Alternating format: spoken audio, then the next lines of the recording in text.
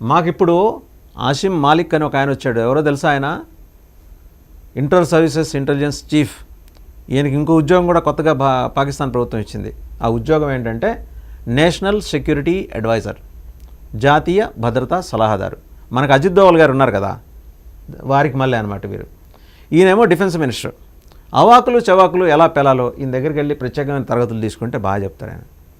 అది కూడా ఏంటంటే ఆ special classes only after 9 PM, రోజు రాత్రి 9 గంటల తర్వాతే వారు ఏంటంటే అదేదో తీసుకుంటారు. అది తీసుకున్న తర్వాత అన్ని నిజాలు వచ్చేస్తాయి. అలాగే మాట్లాడాడు మొన్న. 30 ఏళ్ళుగా ఈ చండాల పని మేము చేస్తున్నాం, ఈ దరిద్రాన్ని మేము మోస్తున్నాం. యూఎస్ అడిగినప్పుడు వాళ్ళకి సరఫరా చేసాం, యూకే అడిగితే ఇచ్చాం, వెస్ట్ వాళ్ళు అడిగితే. ఇంటికి ఇచ్చింది ఏంటి? ఇదేమి లడ్డు ప్రసాదం కాదు, వాళ్ళు ఇచ్చింది ఉగ్రవాదులు తయారు చేసి ఇస్తారనమాట.